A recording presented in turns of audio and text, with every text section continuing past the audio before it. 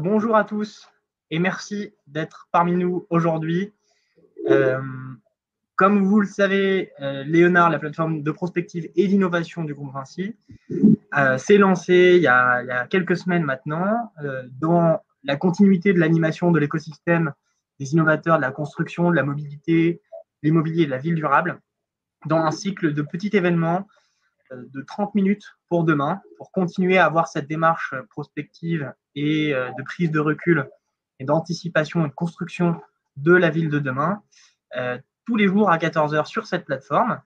Vous pouvez en retrouver le programme complet et les replays sur leonard.vinci.com.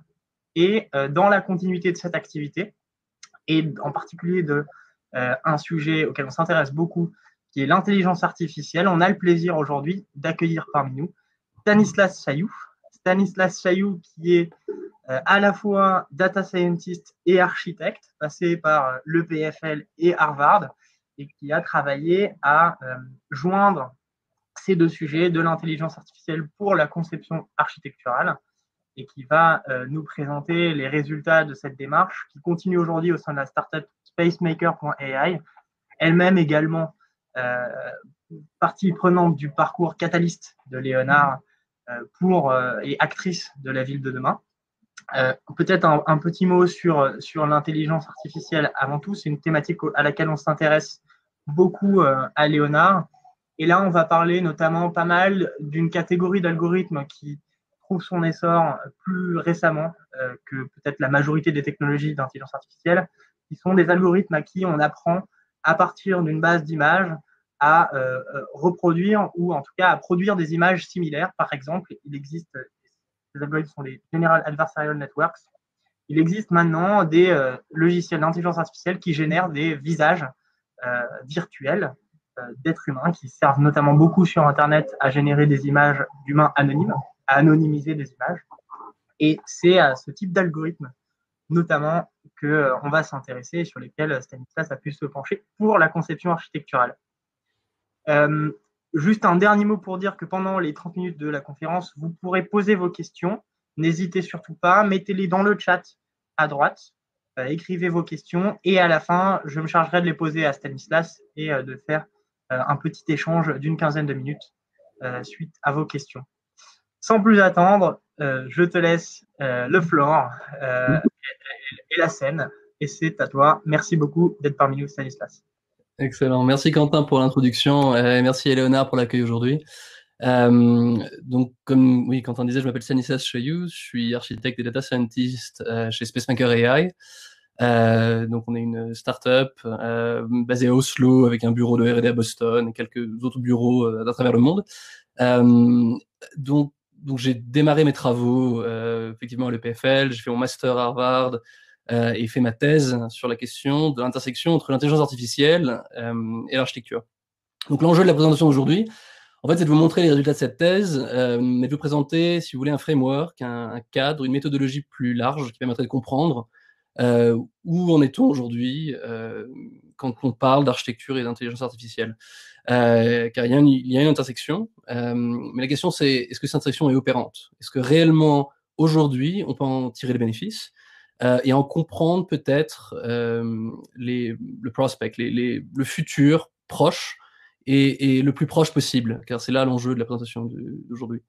Donc ce que je vais faire, c'est que je vais partager mon écran avec vous pour que vous puissiez voir la présentation. Voilà, normalement vous devriez pouvoir voir mon écran. Est-ce que je peux avoir une confirmation dans le chat si mon écran est visible? C'est bon, parfait. Bon, alors excellent. Donc on a 30 minutes, donc je vais pas tarder, je vais rentrer dans le vif du sujet tout de suite. Donc, à nouveau, l'enjeu est de comprendre l'intersection de l'intelligence artificielle et de l'architecture, et de comprendre ce que ça a d'opérant aujourd'hui, dès maintenant, dans la pratique de l'architecture, dans le monde académique, mais le plus possible aussi dans l'industrie et dans notre pratique quotidienne de l'architecture.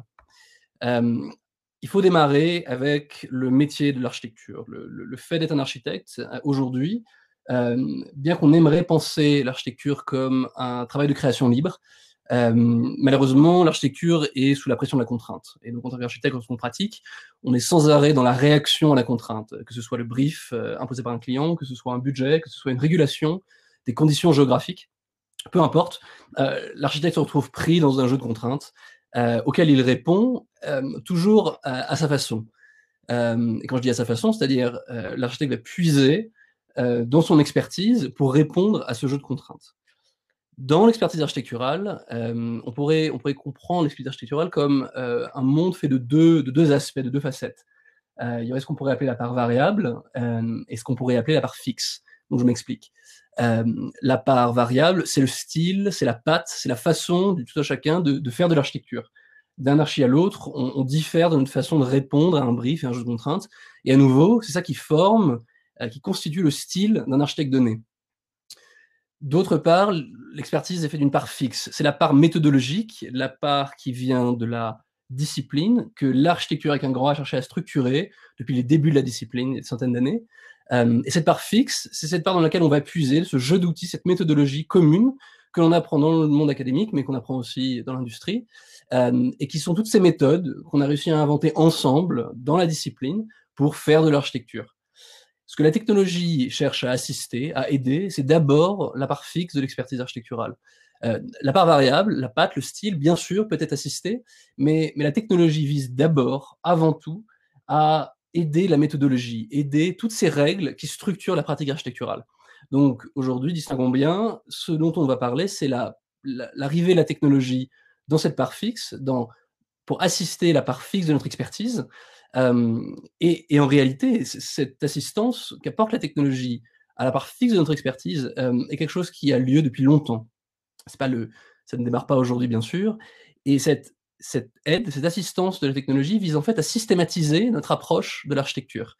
Cette systématisation de l'architecture et de nos méthodes en architecture, en fait, a une histoire et remonte un peu à la nuit des temps. Aujourd'hui, je vous propose juste de se pencher sur les 100 dernières années. Et donc, si on regarde le siècle passé, en fait, on distingue 4 grandes périodes, 4 grands mouvements qui ont structuré la systématisation de l'architecture. Ça commence dans les années 30 avec la modularité, puis dans les années 60, avec l'arrivée de l'ordinateur, on commence à avoir ce qu'on appelle le CAD, Computer Assisted Design, la CAO, le fait de pouvoir dessiner avec un ordinateur des formes architecturales. Enfin, à partir des années 90, le paramétrisme, que j'expliquerai plus tard dans cette présentation. Et enfin, aujourd'hui, on l'espère, on le voit peut-être déjà, l'intelligence artificielle. Ce qu'il faut retenir de cette slide, c'est qu'en fait, vous avez 4 grands mouvements qui structurent l'arrivée de la systématisation de l'architecture dans les 100 dernières années. Ces mouvements sont liés les uns aux autres. Comme vous voyez, les flèches connectent les événements, les inventions, les innovations les uns aux autres.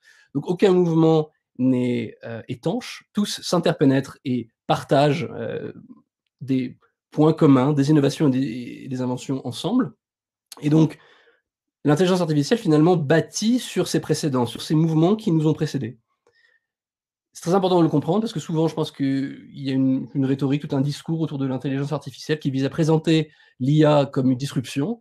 Et sur ce point-là, je suis absolument pas d'accord. Je pense qu'au contraire, l'intelligence artificielle bâtit sur des bases qui remontent il y a longtemps. Elle est théorisée dans les années 50. Elle croise l'architecture déjà au Media Lab bien avant les années 2000. Il y a une histoire de cette évolution technologique. Et donc la disruption est en fait bien loin. D'autre part, pour comprendre l'IA et cette arrivée que vous voyez sur cette frise chronologique, il faut d'abord parler de là où on est aujourd'hui, l'état des lieux. L'état des lieux, c'est d'abord le paramétrisme. Donc le paramétrisme, c'est un peu le grand paradigme d'une technologie qui a structuré la systématisation de l'architecture, de la construction, depuis à peu près 20 ans. Donc revenons d'abord en détail sur le paramétrisme, essayons de comprendre ce qui structure le paramétrisme pour comprendre ce que l'IA amène, en quoi l'IA complémente le paramétrisme, l'augmente et peut-être le dépasse. Donc, le grand paradigme, la grande idée qui structurait le paramétrisme était la suivante. Tout principe, tout processus créatif peut être résumé en un jeu de décisions et d'étapes. Dessiner un plan, dessiner une coupe, dessiner un bâtiment, en soi, n'est qu'une série d'étapes. Et je pourrais discrétiser ce processus créatif en étapes et en décisions qui connecteraient ces étapes. Ce que vous voyez sur cette slide, qui est sûrement la slide la plus compliquée aujourd'hui, ce serait l'arbre logique que l'on utilise pour disposer dans un bâtiment l'HVAC, donc l'air conditionné. Donc on démarrait à l'étape start en haut à gauche, et on irait d'une étape à l'autre en suivant des décisions. Les décisions sont représentées ici par des flèches. L'idée du paramétrisme était de dire, voilà, tout processus créatif peut être résumé, discrétisé en un jeu d'étapes et de décisions. Ce que le paramétrisme ajoute, c'est qu'à chaque décision est connecté un paramètre. Le paramètre, si vous voulez, reflète l'idée que une décision n'est pas binaire, n'est pas 0 ou 1, oui ou non, mais une décision, surtout que lorsqu'on parle de design, qui est parfois assez intangible, une décision dans un processus créatif peut varier, fluctuer et se promener dans un spectre potentiel de réponses. Bon, ce que le paramétrisme pouvait encapsuler cette réalité dans la notion de paramètre. Donc un paramètre pouvait varier entre 0 et 1, 0 et 100, peu importe. Mais dès lors où ces paramètres variaient, et le résultat de cette procédure était différent. Donc si par exemple, comme on l'a dit, cette procédure encode la disposition dans l'espace d'un circuit d'air conditionné, eh bien, si je change les paramètres, le résultat obtenu à la fin change. Tout simplement, le réseau d'air conditionné que cette procédure encode change en sortie. Donc vous comprenez bien qu'à chaque jeu de paramètres correspond à une morphologie, un résultat différent. Le grand problème du paramétrisme, ce qui a été sa chance, mais surtout sa limitation, et particulièrement récemment, c'était la capacité du paramétrisme à répondre à deux grandes questions. Ma procédure, mon script, est-il holistique et mon script est-il pertinent? Donc, je m'explique sur ces deux points. Tout d'abord, holistique. Quand vous déclarer une procédure, quand un architecte déclare un arbre logique comme celui que vous voyez sur l'écran, en déclarant quelles sont les grandes étapes, quelles sont les grandes décisions qui connectent les étapes, eh bien, le fait est qu'en déclarant la procédure, l'architecte restreint le champ des possibles, c'est-à-dire le spectre possible des options que pourrait créer ce script. Choisir, c'est restreindre, c'est un dicton bien connu, eh bien, le paramétrisme l'exprime bien. En choisissant des étapes, en déclarant des décisions qui connectent ces étapes, je restreins le champ des possibles en sortie. Bon, la question devient donc, est-ce que j'ai arrêté un spectre des possibilités qui est le bon, qui est holistique, qui peut brosser le plus grand champ des possibles et ça, malheureusement, mon paramétrisme, on est incapable de répondre. Du moins, c'est très compliqué. Est-ce que j'ai, quand j'ai encodé ma procédure, est-ce que je suis capable de brosser le champ des possibles avec la façon la plus généreuse possible? Et ça, pour le coup, c'est très difficile à définir. Dans un second temps, la question de la pertinence. Dès lors où j'ai déclaré une procédure, dès lors où j'ai un jeu de décisions et d'étapes, et que j'ai tous ces paramètres qui encodent chaque décision, quelle est la bonne balance des paramètres? Et dès lors où je balance ces paramètres et que finalement je me balade dans le champ des possibles, parce que c'est bien ça, quand je change les paramètres, tout ce que je fais, c'est je module la réponse ou le résultat que j'obtiens en sortie de ma procédure. En changeant ces paramètres, eh bien, je me balade dans le champ des possibles, je brosse le spectre des options possibles. La grande question, c'est comment savoir quelle est la bonne balance? Quelle valeur chaque paramètre devrait prendre et comment est-ce que ces paramètres influent les uns sur les autres? Ce qu'on a fait dans les derniers temps du paramétrisme, c'était de faire de l'optimisation. Donc l'optimisation, c'est un bien grand mot qui veut simplement dire quand je peux me retourner vers une machine et lui dire, prends ma procédure, prends mes paramètres, balance les paramètres, s'il te plaît, donne-moi les meilleures solutions possibles. Trouve-moi le point d'équilibre le plus intelligent entre ces différents paramètres. Bon, le problème est que le design en soi et l'architecture sont des disciplines excessivement compliquées, qu'il est très difficile de communiquer à la machine de façon claire et de façon pertinente la procédure la plus représentative. Et donc, il est très difficile pour la machine de savoir quelle est la bonne balance des paramètres et donc de trouver un peu la solution optimale à la procédure que vous lui avez donnée. Donc concrètement, mon script, ma procédure, est-elle pertinente? Une question à laquelle il est très difficile de répondre et une question à laquelle la machine avait un mal fou à répondre. Elle arrivait à balancer certains paramètres et à nous donner peut-être une solution optimale localement, c'est-à-dire une solution qui était bonne, mais pas nécessairement la meilleure. Et donc, à cette question, ma procédure est-elle holistique et ma procédure est-elle pertinente? L'IA, l'intelligence artificielle, le machine learning, amène des solutions, amène une solution, disons, complémentaire qui peut nous permettre d'aller peut-être plus loin. Et on voit déjà aujourd'hui des manifestations de la complémentarité de l'IA. Donc, avançons, parlons désormais de l'IA. Donc, l'IA, intelligence artificielle, le machine learning, à mon avis, malheureusement, est desservi par un espèce de malentendu sémantique, qui fait que derrière ces grands mots, parfois on oublie la réalité technologique, purement technique, que représentent l'IA et le machine learning. Je propose qu'on change les termes, on délaisse un instant intelligence artificielle et machine learning, et qu'on remplace ça par modélisation statistique. L'idée simplement de dire ici que la réalité technologique qui est un peu sous-jacente derrière la notion d'IA et de machine learning, c'est que devant un phénomène donné, plutôt que de le modéliser de façon explicite comme on le faisait dans le paramétrisme, en déclarant les grandes règles qui vont structurer la compréhension de ce phénomène. Et bien à l'inverse, j'utilise la modélisation statistique pour comprendre ce phénomène. Donc, je m'explique sur la notion de modélisation statistique. Plutôt que d'essayer de déclarer à nouveau les grandes règles qui régissent le phénomène, eh bien je vais regarder des milliers, voire des millions d'occurrences de ce même phénomène. Et en observant des milliers, des millions de fois ce phénomène, je vais essayer d'en déduire les grandes règles, les grandes caractéristiques sous-jacentes à ces milliers, ces millions d'occurrences. C'est, grosso modo, simplifié ce que fait la statistique. Elle tire les grandes propriétés statistiques d'une distribution, la distribution étant l'agglomération de milliers, de millions d'occurrences d'un phénomène. Bon, le phénomène qui nous intéresse, nous, en architecture, c'est le phénomène bâtiment. C'est comprendre qu'est-ce qui structure, qu'est-ce qui motive l'architecture d'une coupe, d'un plan, d'un bâtiment, d'une 3D. Donc, plutôt que d'essayer aujourd'hui de déclarer à nouveau, comme on le faisait dans le paramétrisme, les grandes règles qui vont régir l'agencement des plans, des coupes, des façades, etc., peut-être on peut un instant utiliser ces méthodes de modélisation statistique que nous offrent l'IA et le machine learning et essayer de modéliser de façon statistique ce qu'est un plan, ce qu'est une coupe, ce qu'est une façade, etc. Donc, pour que les choses deviennent concrètes d'un coup et qu'on descende du monde de la théorie dans le monde plus concret de la conception architecturale, regardons l'exemple des plans. Donc, ce que vous voyez là, c'est une séquence d'entraînement que j'ai générée pendant ma thèse à Harvard il y a de ça 1 an. Donc, je m'explique sur la notion de séquence d'entraînement. Ce qui est en train de se passer ici, c'est qu'une machine est en train d'apprendre progressivement à dessiner des plans. Donc, l'entraînement, qui a un paradigme très important dans l'IA, est de dire, pour qu'une machine construise ou bâtisse sa propre intuition de ce qu'est un plan, eh bien, il va falloir que je lui montre des milliers, des millions de plans à répétition et que pendant un certain temps, la machine s'entraîne, ajuste sa capacité à émuler le phénomène que je lui montre. Le phénomène à nouveau ici, c'est le phénomène plan. Qu'est-ce qu'un plan architectural? Donc ce que vous voyez sur les images, c'est pendant la séquence d'entraînement, pendant le moment où le modèle est en train d'être entraîné, la machine, tous les quarts d'heure, crache une image qui est sa meilleure estimation de ce qu'est un plan. Comme vous le voyez dans cette séquence, progressivement, la machine affine son intuition, sa compréhension de ce qu'est un plan.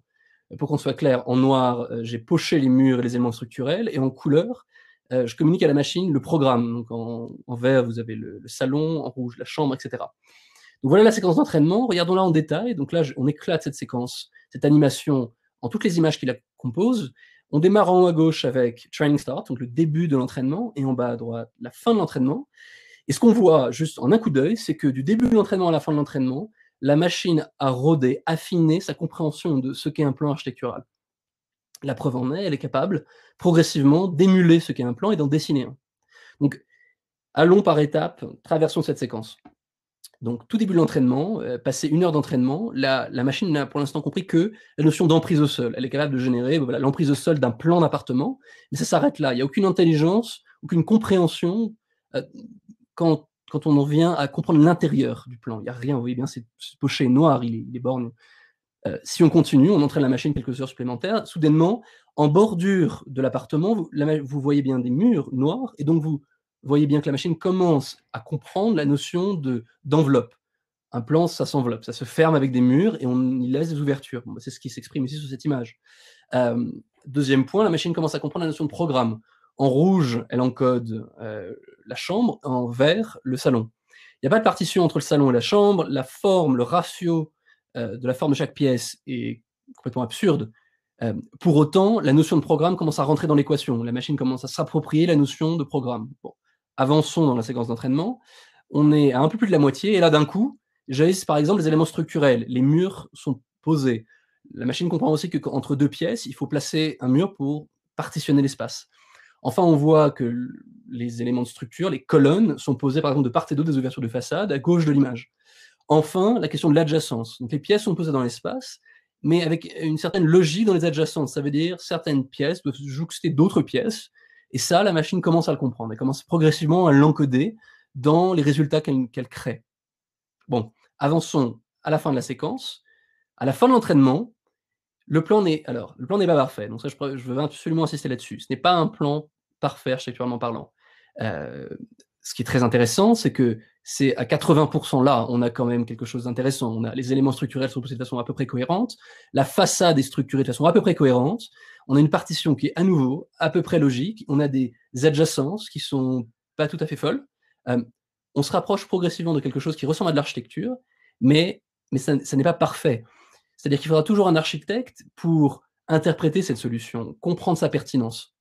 Mais pour autant, c'est très intéressant de voir que sur une séquence d'entraînement qui a pu durer 8 heures, la machine progressivement a bâti une intuition de qu'est-ce que dessiner un plan.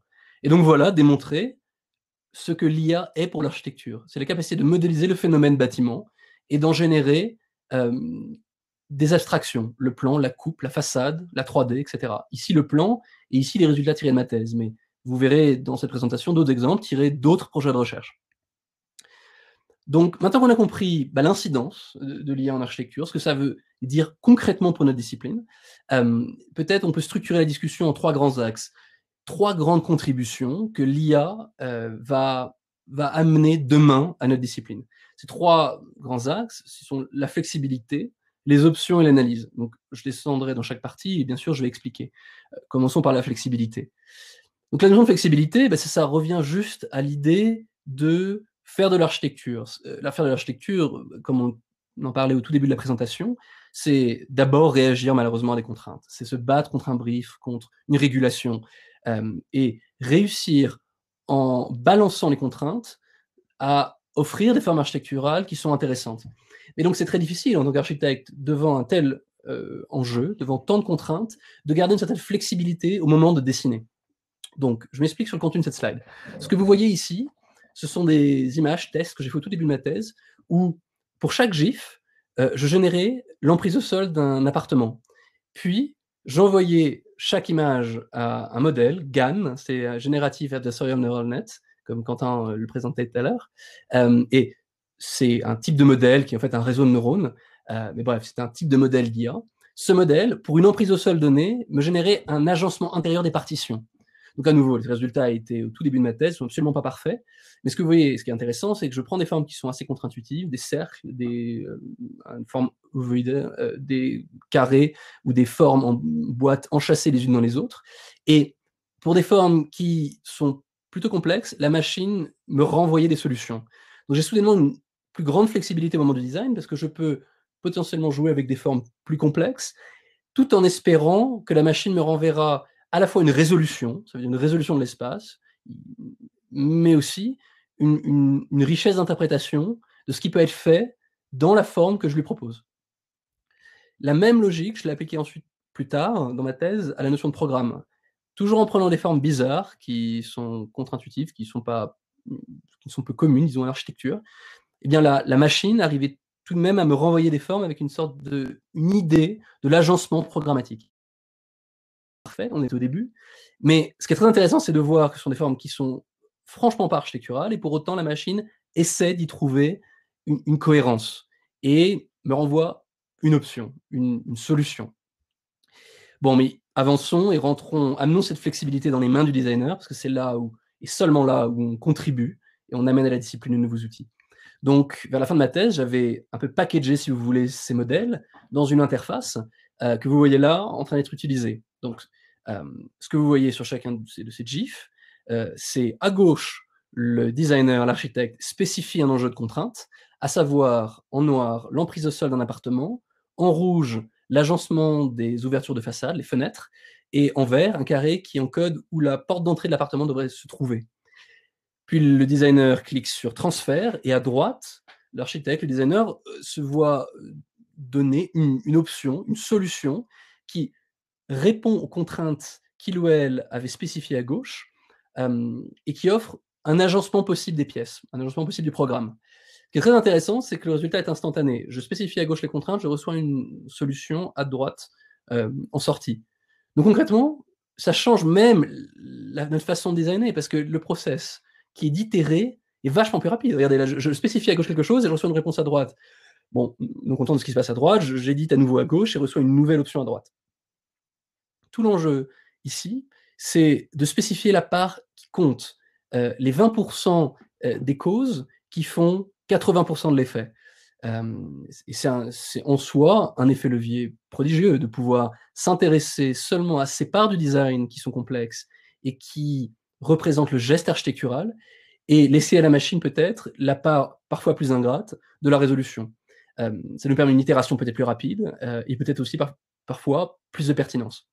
Donc voilà, simplement expliquer comment l'IA peut contribuer, par exemple, au dessin de plans, et voilà comment ce concept, peut-être un peu théorique, peut-être un peu fumeux, amené dans une interface, dans un software qu'on pourrait utiliser dès demain dans la pratique de l'architecture, dans notre quotidien en tant qu'architecte. Mais d'autres gens travaillent sur ces problèmes d'IA et d'architecture. Alors, ce que vous voyez ici, c'est des travaux de Caitlin Muller et Renaud Danev, qui sont des chercheurs et professeurs au MIT aux États-Unis, et eux ont travaillé sur la question des structures et des toitures. Et donc, en prenant un jeu de contraintes, ils arrivent à générer une forme infinie de structure, tout en gardant tout en vérifiant la performance structurelle et la qualité structurelle de l'ouvrage. Donc, il y a cette capacité dans leurs travaux à prendre en jeu des contraintes et à générer toute une palette d'options, et ce qui, bien sûr, informe la flexibilité qu'on obtient au moment du design. Pour un jeu de contraintes donné, je génère des formes variables, et donc, ayant plus d'options, je suis plus libre de choisir et donc de designer. Il y a un deuxième grand axe qui structure la contribution de l'IA en architecture. Donc, c'est bien sûr les options. Je viens de l'expliquer rapidement en montrant cette structure, mais je pense qu'il faut rentrer plus dans le détail et expliquer en quoi la notion d'option est particulièrement valable, donc pertinente quand on en vient à l'IA et son interaction avec l'architecture. Donc, les options. Les options, ça veut dire quoi? Ça veut dire simplement, pour un jeu de contraintes données, je peux générer plusieurs options. À gauche, ça reprend des images du petit software que vous avez vu avant. À gauche, je spécifie une emprise au sol, un agencement de fenêtres et la position de la porte d'entrée. Et à droite, je reçois non pas une, mais plusieurs options. Dans l'IA, c'est ce qu'on appelle la multimodalité. Pour un jeu de contraintes, je génère plusieurs options. Le paramétrisme, donc, qui est à nouveau un peu le grand paradigme technologique dans lequel on se trouve aujourd'hui, nous permet de créer plusieurs options, mais nous donne peu de contrôle sur le spectre des options générées, offre trop souvent un spectre trop restreint d'options. Bref, en gros, toutes les options se ressemblent un peu trop en sortie, et nous permet de créer certes des options, mais trop peu. Ce que l'IA fait, grâce à la modélisation statistique et à cette approche plus stochastique du design, c'est d'offrir un panel, un spectre d'options bien plus large, bien plus fourni, donc une plus grande quantité, et nous rend capable de maîtriser le mix, de comprendre cette diversité, cette variété, cette richesse d'options générées. Et donc nous offre un spectre d'options absolument extraordinaire et qui, bien sûr, informe notre façon de designer et enrichit le processus créatif. Donc voilà à nouveau cet exemple des plans réalisés pendant ma thèse, mais réalisez bien, dès lors où vous designez, vous pouvez vous retourner vers ces modèles qui généraient une infinité de plans. Voilà à nouveau des plans, mais voilà d'autres travaux qui prennent ce même principe, cette notion d'option, et l'appliquent à d'autres réalités. Donc les structures par Caitlin Muller et Renaud Danev que j'avais présenté avant, mais encore d'autres travaux, ceux de Kyle Steinfeld. Donc Kyle est professeur à UC Berkeley, donc une très bonne université sur la côte ouest aux États-Unis. Et donc ce sur quoi Kyle a travaillé dans son laboratoire, c'est la chose suivante, c'est la capacité de générer des paysages urbains, comme il les appelle, c'est-à-dire pour une volumétrie simple, un agencement de cubes qui représentaient des bâtiments, pouvoir texturer des volumétries simples pour avoir le plus rapidement possible une compréhension de la réalité urbaine d'une volumétrie. Donc il peut générer pour une volumétrie une option, voire des options. Et donc voilà, rassembler tout un panel de résultats, de paysages urbains générés pendant ces travaux. Vous pouvez trouver en ligne tous ces travaux. C'est ce qu'ils ont fait à son laboratoire. L'ensemble des travaux est absolument passionnant. Voilà encore un autre exemple, fait par un chercheur qui s'appelle Isola et toute son équipe, pareil à Berkeley. Et donc, l'enjeu dans ce projet-là, c'est de pouvoir générer des façades de bâtiments. Donc, aucune de ces façades n'existe. Ce sont que des façades de bâtiments qui ont été générées par ces modèles GAN dont je parlais tout à l'heure. Ce que le modèle d'IA prend en entrée, prend comme input, comme on dit, c'est l'agencement relatif des éléments de façade. Tout simplement, où sont les fenêtres, où sont les colonnes, où sont les portes d'entrée, etc. Et en retour, le modèle texture l'entier de la façade avec une certaine cohérence, un certain style d'ensemble, et donne l'impression que la façade existe. Bon, bien sûr, si vous regardez dans le détail, ce n'est pas parfait.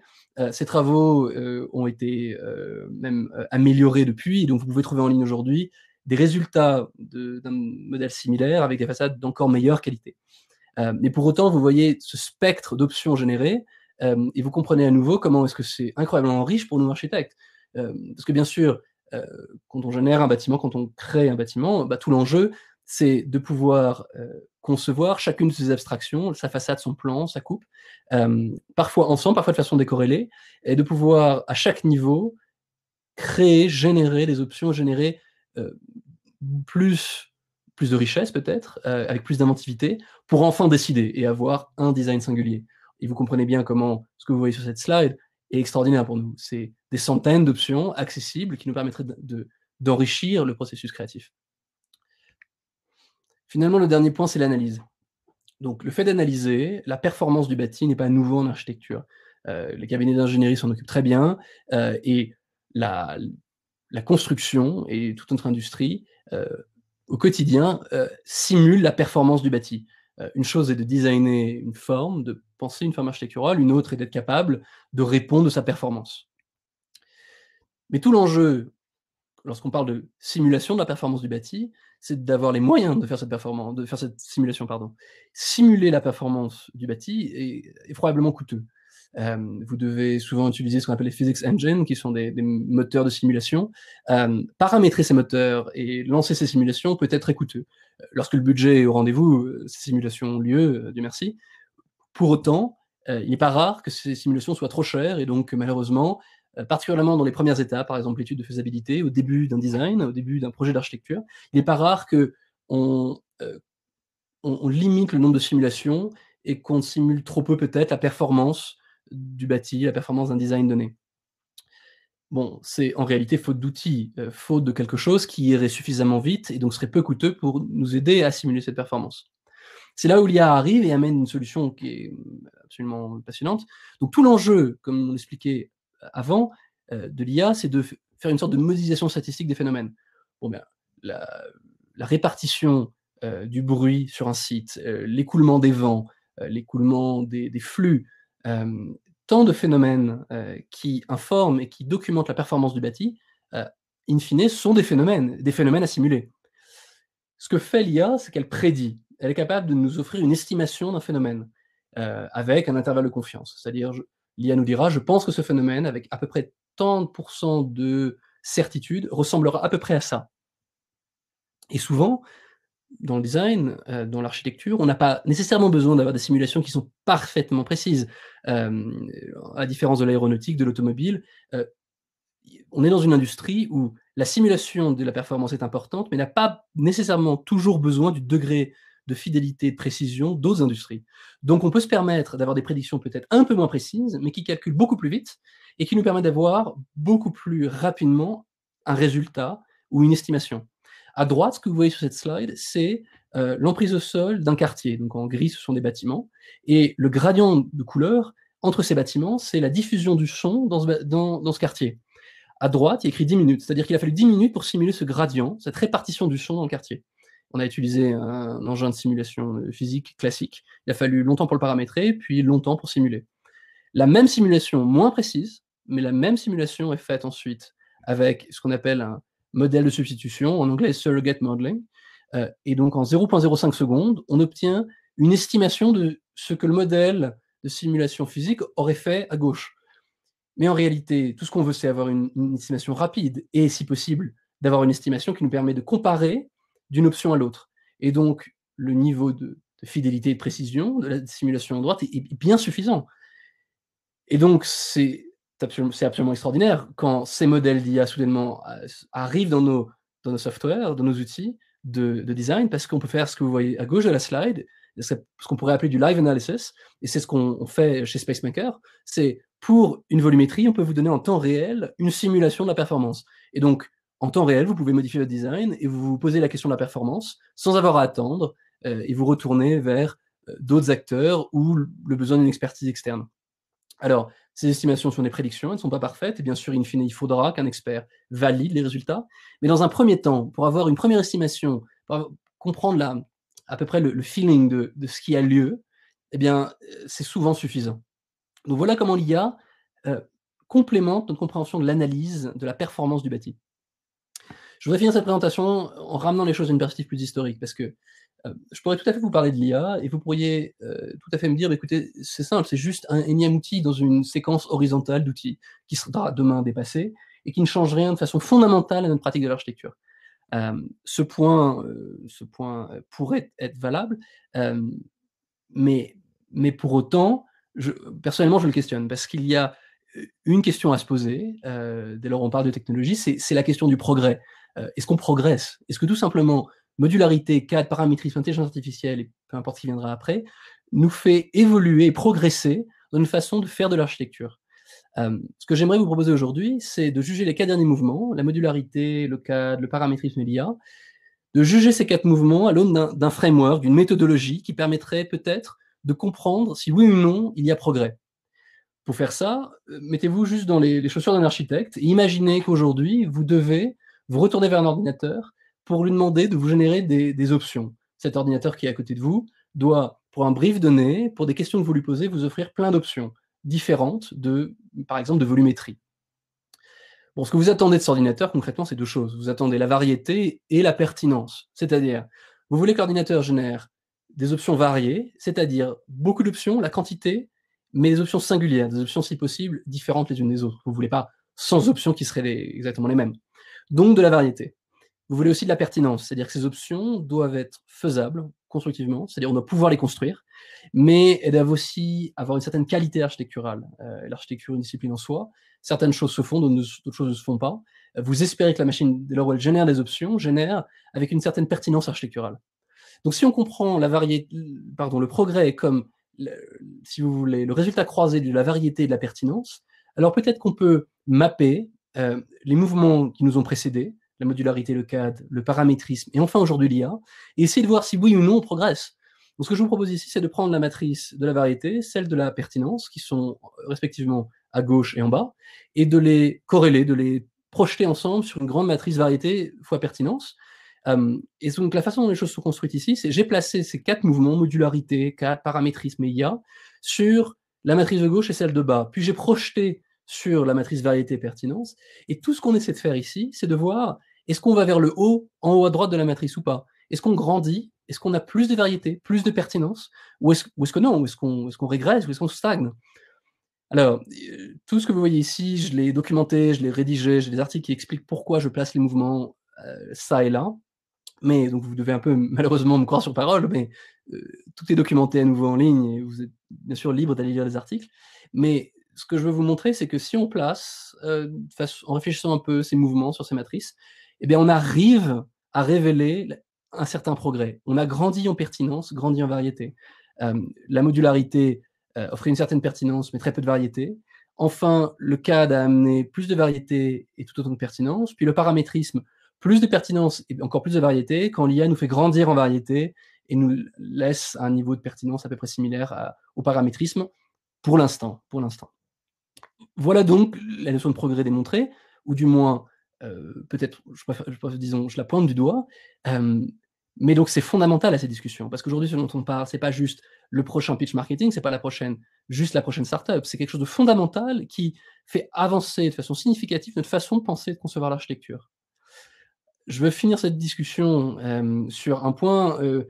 On a, conjointement avec le pavillon de l'Arsenal et nos sponsors, ABX, Spacemaker et le Moniteur, organisé une exposition qui présente ma recherche et bien sûr la recherche d'autres chercheurs et qui explique, avec une perspective historique et d'exemples concrets, ce que l'IA et l'intelligence artificielle ont à faire ensemble. Donc cette exposition était au pavillon de l'Arsenal, mais bon, vu la situation sanitaire aujourd'hui, bon, bien écoutez, on a dû fermer l'exposition.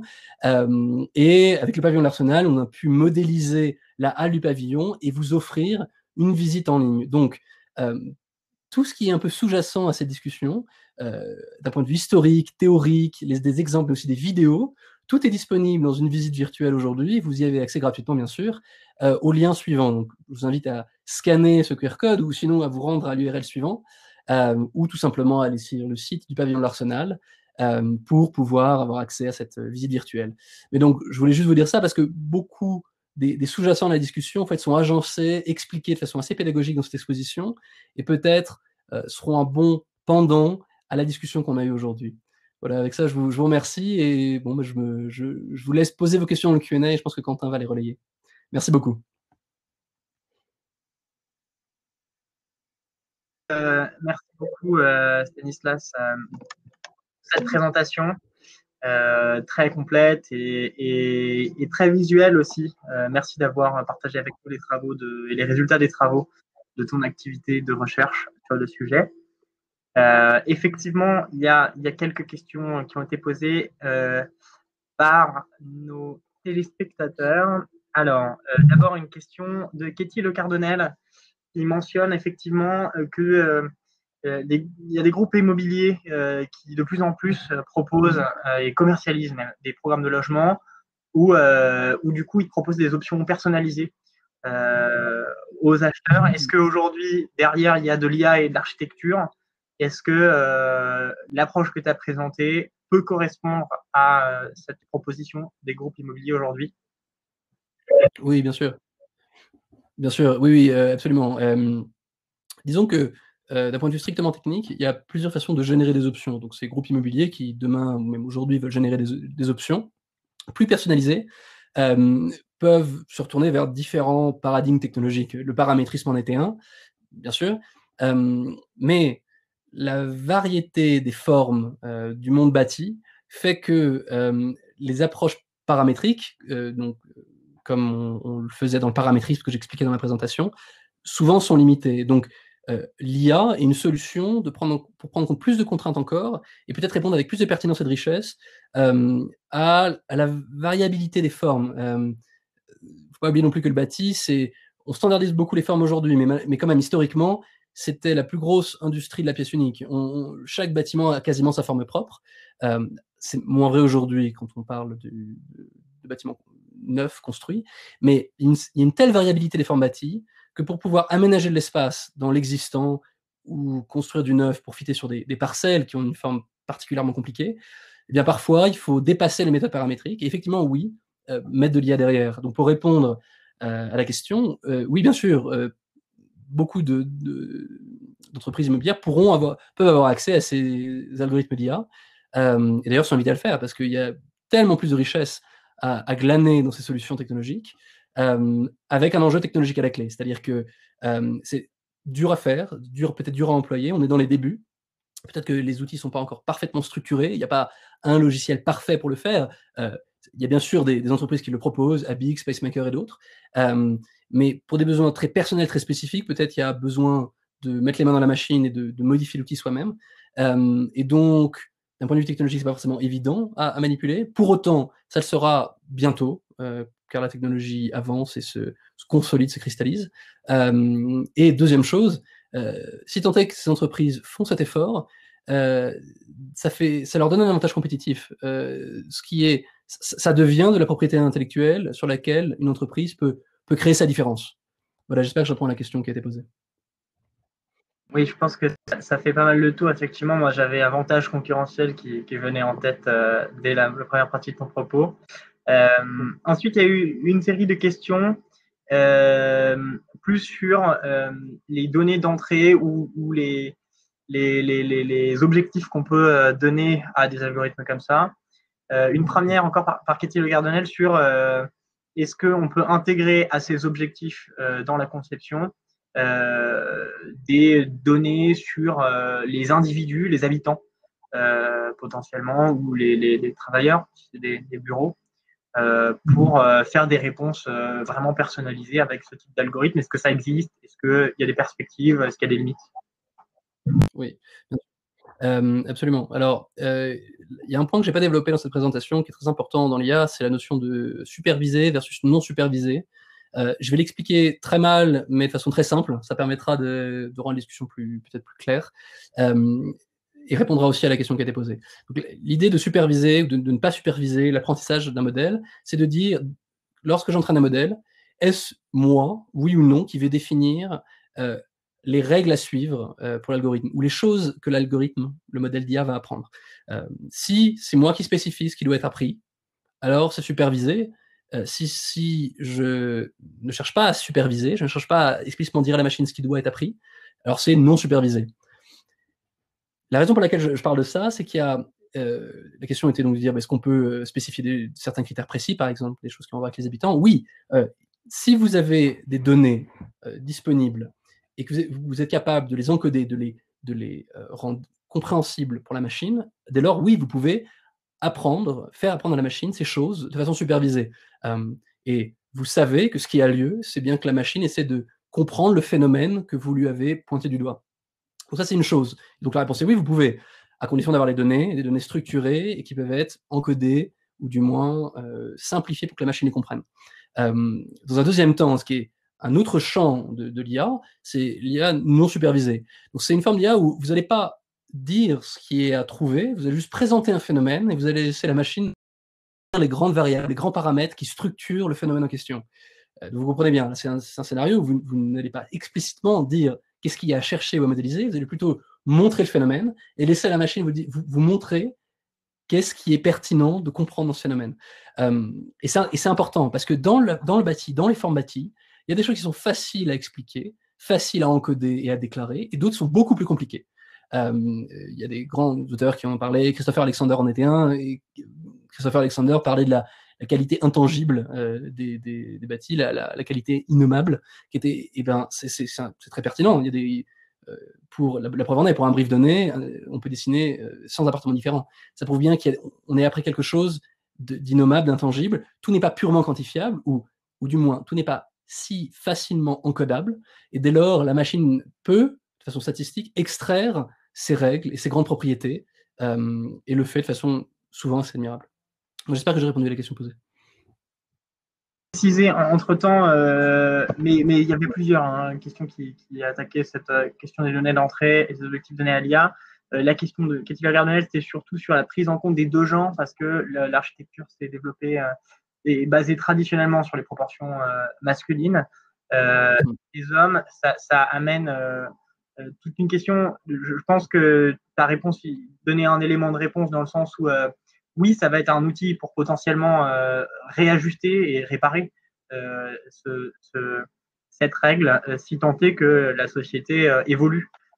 Et là, sur ce sujet, globalement, qui est sous-jacent à l'IA et tout un domaine d'ailleurs de l'éthique et l'IA, on est souvent face à des réflexions qui en fait ne sont pas sur l'intelligence artificielle en elle-même, mais plutôt sur son utilisation. Et ça met plutôt en évidence des sujets comme en l'occurrence là, ça vous donne l'occasion de poser cette question. Ouais. Bien sûr, bien sûr. Juste un dernier point en 30 secondes. Ouais. Oui, ce que l'IA peut faire très bien, absolument, c'est aussi faire jaillir un biais. Il y a un article que je suis ravi de vous renvoyer, un truc que j'avais écrit à la fin de ma thèse qui était sur le style architectural. Il y a plein de styles en architecture, baroque, classique, etc. Et la question, c'est est-ce que un style donné a une réalité fonctionnelle, une façon propre de structurer l'espace. Un plan baroque structurera l'espace différemment d'un plan classique. Donc, ce qu'on est en train de se dire, c'est que sous-jacent, sous la question de style, il y a la question du biais. Il y a une façon de faire propre à chaque style. Donc, la question qui était posée, c'est est-ce qu'il y a un biais? Est-ce qu'on design des espaces plus masculins que féminins? Y a-t-il un biais? Donc, c'est extraordinaire dans l'IA, c'est qu'on peut faire jaillir les biais, ou du moins, on peut de façon assez quantitative, assez structurée, assez scientifique, on peut analyser un phénomène et extraire des biais existants dans les formes bâties. Le style en étant un, et à nouveau, je vous renvoie vers cet article qui s'appelle Architecture et style, qui montre un peu cette capacité qu'on a aujourd'hui d'extraire par exemple une stylistique, mais en tout cas le biais existant dans la forme bâtie. Voilà. Effectivement, et d'ailleurs tu parlais de variété dans ta présentation. L'IA va apporter des outils pour répondre à cette question des deux genres, va apporter des outils qui permettront en quelques clics à terme de pouvoir générer pour un autre genre, si tant est qu'on entre et qu'on modélise le problème de la sorte. Sur ce sujet encore de données d'objectifs, est-ce que les clauses techniques, est-ce que les normes sont prises en compte dans ces calculs, dans ces approches pour l'instant? Lesquelles? Est-ce qu'on arrive à une question de fond derrière, est-ce qu'on arrive à quelque chose d'opérationnel aujourd'hui avec ce type d'approche ou pas encore? Oui, alors on peut démarrer par des cas concrets. Oui, des entreprises démontrent aujourd'hui que c'est possible. Spacemaker le fait très bien, Abix le fait très bien, et d'autres entreprises dans l'industrie le font. Je pense Autodesk a des solutions aussi particulièrement intéressantes dans le domaine, notamment un produit du coup qui s'appelle Refinery, sur lequel ils ont travaillé récemment. Il y a effectivement des entreprises technologiques aujourd'hui qui proposent des solutions qui sont utilisables. Vous pouvez tout à fait utiliser ces softwares aujourd'hui. Donc la réponse est oui. Pour ce qui est de la question des normes, je pense qu'il faut, du coup, c'est intéressant de distinguer les formes de contraintes. Il y a les contraintes, disons, dures et les contraintes soft. C'est-à-dire, il y a des contraintes qu'il faut matcher, qu'il faut assurer, notamment les normes de construction. Si vous n'êtes pas dans les normes, vous ne construisez pas votre bâtiment, point. Donc les contraintes dures. Et ensuite, les contraintes soft, qui sont des contraintes qui sont peut-être plus esthétiques ou qui puisent dans d'autres disciplines ou dans des réalités peut-être plus sociologiques, par exemple, qui restent des contraintes, mais pour autant qui laissent un champ plus libre à l'interprétation et surtout à la réponse qu'on amène à ces contraintes. Donc l'IA est très intéressant pour résoudre les problèmes où il y avait des contraintes, disons, dures, des contraintes à matcher absolument. Absolument, oui, il y a la possibilité d'analyser, de rentrer dans ce champ-là. Là où le machine learning et l'IA fait un travail extraordinaire, c'est dans les contraintes soft. Ces contraintes qui sont intangibles, qui ont à voir avec des disciplines qui sont externes à notre monde, et où les choses sont indicibles, compliquées à qualifier, où les choses ne peuvent pas nécessairement être amenées à des valeurs strictement numériques. Bon, bien sûr, un modèle tourne sur une réalité tout à fait numérique, mais la capacité statistique à modéliser les phénomènes permet justement de modéliser des contraintes qui sont bien plus fines. Donc, la réponse à la question, c'est oui, absolument, modéliser les normes et répondre à un brief normé, absolument. Mais j'invite les gens à regarder dans l'autre direction aussi, qui est à mon avis tout aussi intéressant, si ce n'est plus. Car pour l'instant, les méthodes, la systématisation de l'architecture qui a eu lieu avant l'IA a très peu fait pour ça. Très, très peu. Parce qu'il y avait des priorités, parce que d'abord, répondre aux contraintes dures était une priorité. Ce que la modularité a très bien fait, comprendre les questions structurelles, comprendre les questions de piping ou pas, c'est canalisation de bâtiments, rejeter beaucoup de la complexité technique à la grille modulaire. Ça, c'était absolument extraordinaire. Pour autant, ce qu'on a beaucoup reproché au modulaire, c'était de manquer la part sensible. Et cette part sensible peut revenir par une analyse statistique de quels sont ces éléments qui nous placent tant dans le bâti, ça est peut-être quelque chose de neuf et qui remet à l'ordre du jour une compréhension plus sensible peut-être de l'environnement bâti. Voilà, j'ai juste à le dire. Merci pour ces réponses. Alors, il y a pas mal de questions qui reviennent sur... je pense que ça a été assez interpellant, certaines des slides que tu as montrées avec des résultats, avec des simulations qui ont été faites. Globalement, dans ce que tu as montré, c'est avec quels outils que tu as fait tes simulations ou les simulations que tu as pu montrer à l'écran. Il y a une question qui porte sur le calcul acoustique qui est montrée, une sur les données d'entrée et l'outil qui permet d'obtenir le résultat à 0,05 secondes. Et dans le même temps, il y avait une question sur est-ce que tu envisages la commercialisation de cette solution. C'est peut-être l'occasion aussi de parler rapidement de ce que fait SpaceMaker, pour lesquels, la boîte dans laquelle tu travailles. Voilà. Bien sûr. Alors, il y a des choses auxquelles je peux absolument répondre. Quelques détails où je prendrai peut-être plus des pincettes parce que, donc oui, SpaceMaker existe, donc je travaille chez SpaceMaker aujourd'hui, donc je suis architecte et data scientist. Et donc, les simulations que vous avez vues, c'est cette slide où il y avait 3 images, une comparaison 10 minutes, 0,05 secondes et le live analysis à gauche. Cette slide, c'est les résultats obtenus chez SpaceMaker. Et donc, à la question, est-ce qu'aujourd'hui ces solutions sont commercialisées? Oui, les résultats que vous avez vus avec par exemple cette simulation qui prenait 0,05 secondes, ça c'est un résultat obtenu directement dans le produit chez SpaceMaker. Donc oui, cette solution est commercialisée aujourd'hui. Mais dès lors où elle est commercialisée et qu'elle fait partie de la propriété intellectuelle d'une entreprise, je peux la décrire en partie. Je préférerais du coup décrire plutôt en termes général ce que l'IA fait pour la simulation et vous donner bien sûr évidemment les frameworks de machine learning qui permettent ce genre de choses.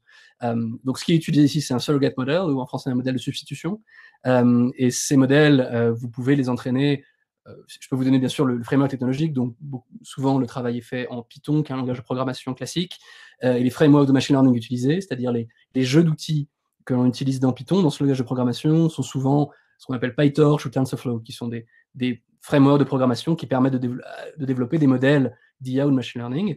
Et grâce à ces modèles-là, on peut développer notamment des modèles de substitution qui ont permis notamment de faire cette slide que vous avez vue en 0,05 secondes.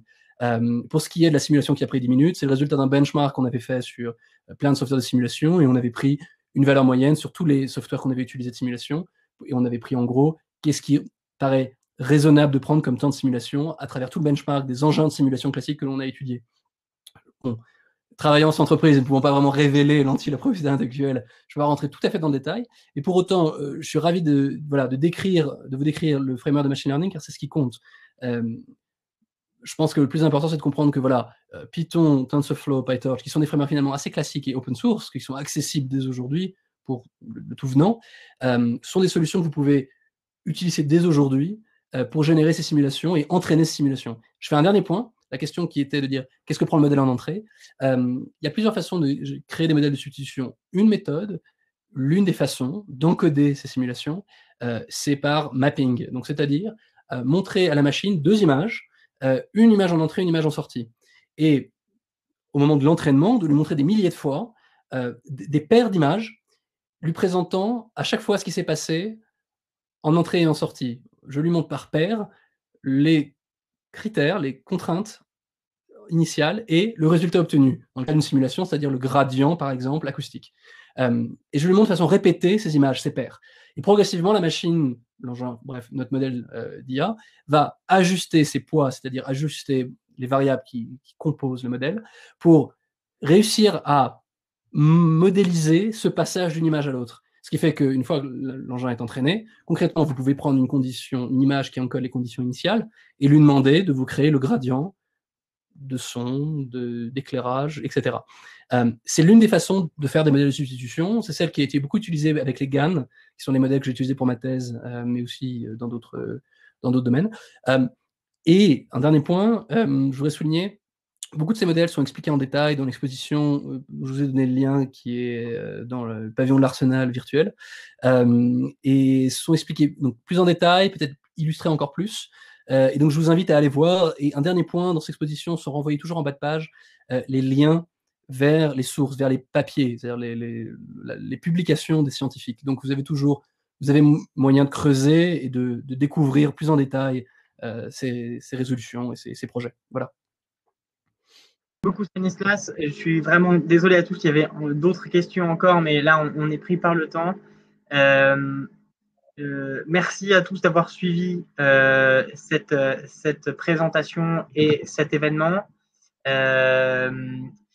Je vous invite à nous rejoindre, au moins à consulter le programme de la semaine prochaine, puisqu'on se retrouve, les événements 30 minutes pour demain continuent. La semaine prochaine, on parlera notamment de la Smart City en période de confinement, de quarantaine, de développement urbain, mais aussi d'initiatives de solidarité sociale. Je vous invite, pour ceux qui le souhaitent et qui ont le temps, à cliquer sur l'onglet Networking à gauche de votre écran, sur lequel vous pourrez échanger les uns avec les autres et poursuivre cet échange. À aller donc sur les sites dont j'ai mis plusieurs fois le lien de Stanislas pour visiter l'exposition au pavillon de l'Arsenal virtuellement. Et puis, merci vraiment à tous. Merci encore Stanislas et à bientôt. Merci Quentin.